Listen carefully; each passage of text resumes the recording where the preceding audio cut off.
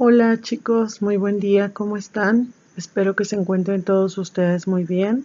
El día de hoy les doy la más cordial bienvenida a esta segunda sesión de la semana. Saben que se les extraña mucho, espero que se estén cuidando, cuiden de sus familias y pronto esperamos pues volvernos a ver para platicar y para convivir como tanto lo hacíamos en el aula. Sé que extrañan la escuela de la misma manera que yo también les extraño y extraño la escuela, pero pues en estos momentos hay que cuidar mucho de nuestra salud y que nuestras familias se encuentren lo mejor posible. En esta semana vamos a dar inicio con lo que es el gobierno de Luis Echeverría Álvarez. Vamos a abordar un poquito la temática de su gobierno y pues desafortunadamente la crisis que vivió el sistema político en México durante su sexenio, que fue de 1970 a 1976. De la vida y de la política aplicada por Luis Echeverría Álvarez. Él nace el 17 de enero de 1922 en la Ciudad de México. En el año de 1938 ingresa a la Escuela Nacional Preparatoria, justamente la escuela en donde él va a conocer a su mejor amigo, que es José López Portillo, a quien pues se une mucho a él y entabla un viaje con él en toda la República y en otros países como compañero y posteriormente como sucesor presidencial. En el año de 1945 se recibe de abogado y posteriormente en el año de 1946 se inicia como tal en la vida política. Justamente en el año de 1951 se une a la campaña de Adolfo Ruiz Cortines y pues se le consideraba como un hombre serio, discreto, trabajador, muy retraído, no le gustaba mucho andar en fiestas y como una persona que pues era característico de que era de los que llegaba temprano y el último en irse del centro de trabajo. Ahora pues vamos a hablar de cómo es que él llega a la presidencia. Primero que nada, en el sexenio de Adolfo López Mateos es nombrado subsecretario de Gobernación y posteriormente en el sexenio de Gustavo Díaz Ordaz lo promueve como secretario de Gobernación. Hemos de recordar aquí que justamente es en el año de 1968, en el periodo presidencial de Gustavo Díaz Ordaz, con todo el asunto del 2 de octubre con los estudiantes, pues la gente tachaba y decía que él había sido el responsable de los actos. Posteriormente Gustavo Díaz Ordaz dijo que no, que la decisión la había tomado él. Inclusive Echeverría siempre negó que él hubiera tenido alguna responsabilidad y que él haya tomado la decisión pues de matar a tantos estudiantes durante este movimiento del 2 de octubre de 68. Y bueno, pues ya terminando el periodo presidencial, Gustavo Díaz Ordaz lo designa como candidato a la presidencia y ocupa el poder a partir del 1 de diciembre de 1970.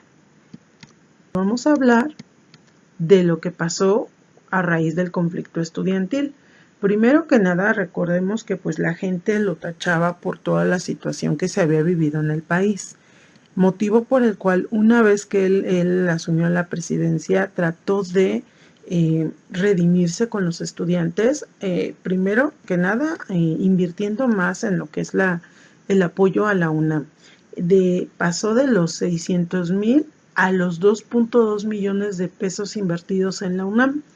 Otro de los puntos que lo caracterizaron fue que liberó a estudiantes que habían sido encarcelados a partir del movimiento del 68 y junto con ello ofreció puestos en el gobierno a todos los egresados de la UNAM, justamente que fueron o que vivieron en este periodo de tiempo en el de las problemas estudiantiles.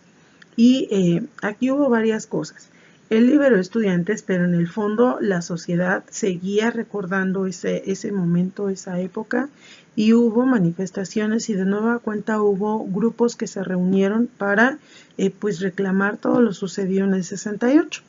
Desafortunadamente día 10 de junio de 1971, en una reunión justamente de estos estudiantes y de todos estos inconformes, se lleva a cabo lo que se conoce en la historia como el Jueves de Corpus.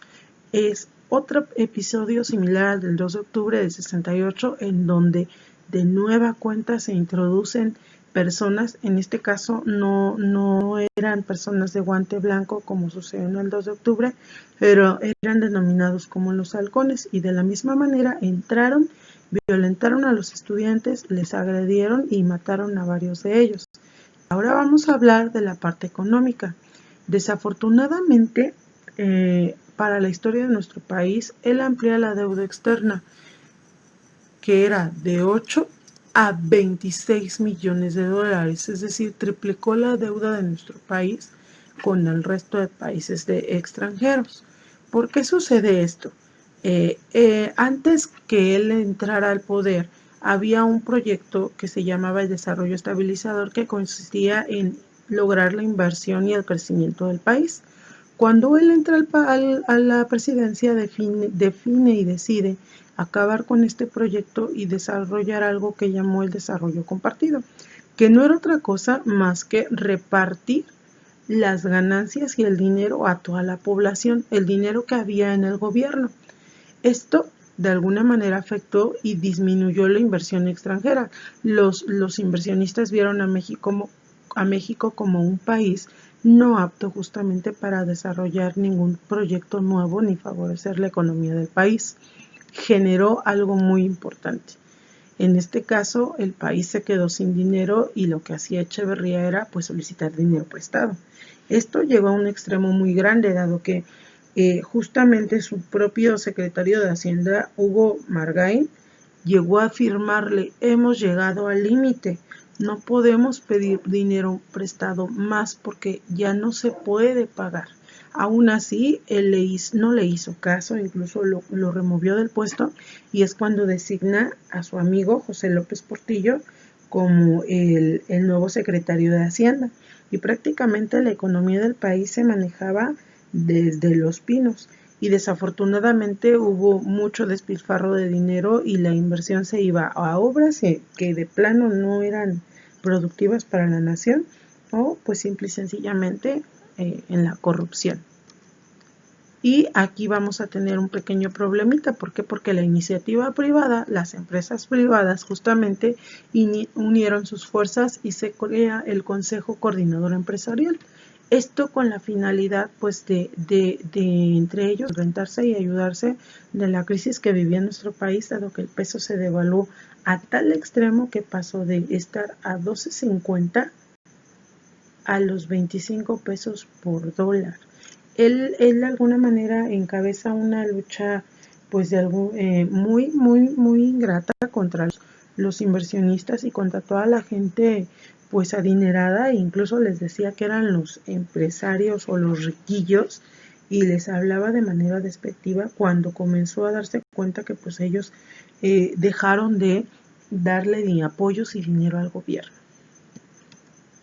Aquí tenemos las dos caras de la moneda, porque en el caso de Echeverría, cuando él iba al extranjero, él promovía la cultura de México, hablaba de sus bailes, de su comida, incluso fue el primer presidente en utilizar las famosas guayaberas. Ya de ahí en adelante sabemos que muchos las usan, pero él hablaba de nuestro país y incluso recibía a todas aquellas personas que buscaban asilo político. Promovía y hablaba mucho del cardenismo, porque él admiraba a Cárdenas. Pero eso solamente era una fachada. Inclusive llegó a promoverse para ser secretario de la OMS, para formar parte de la Organización Nacional de las Naciones Unidas, y buscó incluso el Premio Nobel de la Paz. Pero la realidad de nuestro país, en México, era completamente distinta. ¿Por qué? Porque cuando había un movimiento en el que él no estuviera a favor del mismo, lo que hacía era eliminar a todos sus opositores. Entre ellos estaba Genaro Vázquez, un empresario muy conocido, Eugenio Garza Sada, se le atribuye mucho al gobierno la complicidad del asesinato de este empresario, que lo que hizo en su tiempo justamente fue el unir a todos los empresarios de Monterrey. Y como él no estaba de acuerdo, pues también no hizo nada para protegerle y pues desafortunadamente murió.